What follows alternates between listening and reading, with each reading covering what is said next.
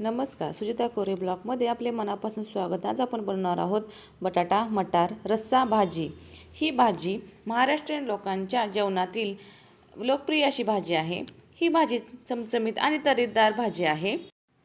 मऊ शिजलेले बटाटे आणि गोडसर मटार, कांदा, टोमॅटो आणि भाजलेल्या मसाल्यांच्या रश्श्याबरोबर शिजवलेली जाते.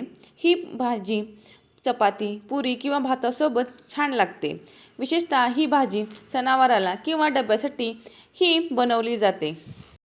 ही भाजी कांदा, लसूण मसाला, लसूण, आलं, खोबरे आणि लाल तिखट यामुळे भाजीला गावरण आणि झणझणीत अशी चव येते. ही भाजी चवीला खूप छान लागते. चला तर मग सुरुवात करू. इथे मी कढई गरम करण्यासाठी ठेवलेली आहे. कढईमध्ये 2 चम्मच तेल घातलेले आहे. तेल गरम झाल्यावरती त्यामध्ये मोहरी तडतडल्यावरती जिरे तडतडून झाल्यावरती त्यामध्ये थोडीशी हिंग घातलेली आहे. बारीक चिरलेला कांदा, हा कांदा भाजून घेतलेला आहे.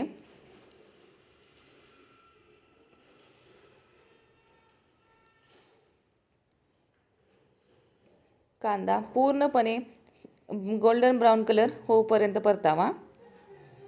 त्यानंतर एक बारीक चिरलेला टोमॅटो घालून ते परतून घ्यावे. टोमॅटो मंद आचेवरती शिजू द्यावे.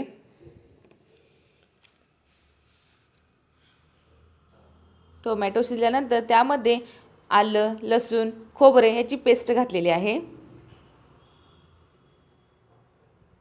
ती मिक्स करून घेतलेली आहे.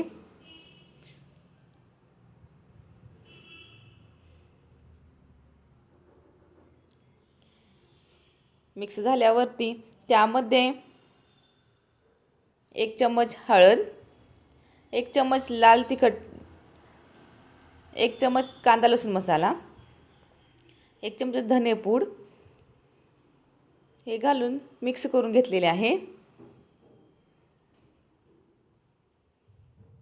फोडणीमध्ये थोडीशी कोथिंबीर घातलेली आहे. ती चवीला खूप छान देते.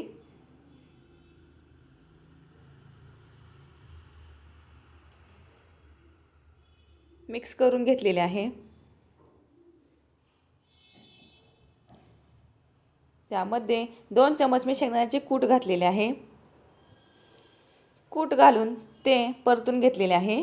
त्यामध्ये बारीक चिरलेला बटाटा घालून घेतलेले आहे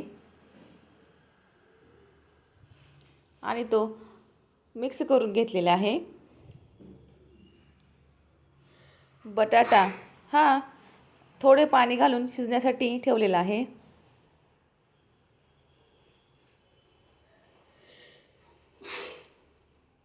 बटाटा मिक्स करून घ्यायचा आहे.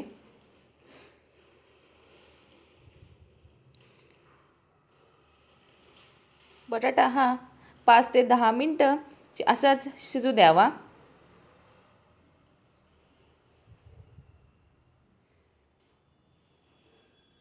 चवीपुरते मीठ घातलेले आहे.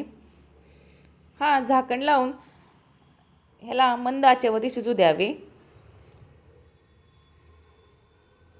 बटाटा किती शिजलेला आहे ते आपण पाहावे. बटाटा हा माझा 80% शिजलेला आहे. त्यामध्ये मटर घालत आहे. मटर घालून मिक्स करून घेतलेले आहे. त्याला एक उकळी येऊ द्यायची आणि झाकण घालून 2 ते 3 मिनिट त्याला शिजू द्यावे. बटाट्याला मस्त उकळी आलेली आहे. तो शिजत आहे. तो एकदा मिक्स करून घ्यावे.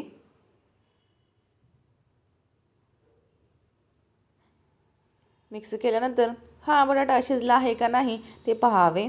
इथे 80% बटाटा शिजलेला आहे.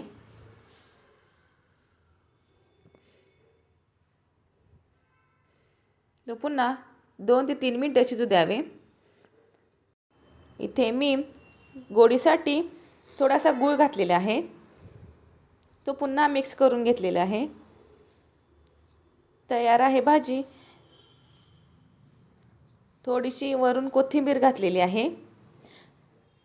तयार आहे आपली बटाटा रस्सा भाजी। ही भाजी पुरी भाजीच्या थाळीत, ऑफिसच्या डब्यासाठी आणि नेहमीच्या जेवणात आवडीने बनवले जाते। जर तुम्हाला ही रेसिपी आवडली असेल तर लाईक करा, कमेंट करा, शेअर करा आणि सबस्क्राईब करा। अशाच छान छान रेसिपीसाठी आपण पुन्हा भेटू।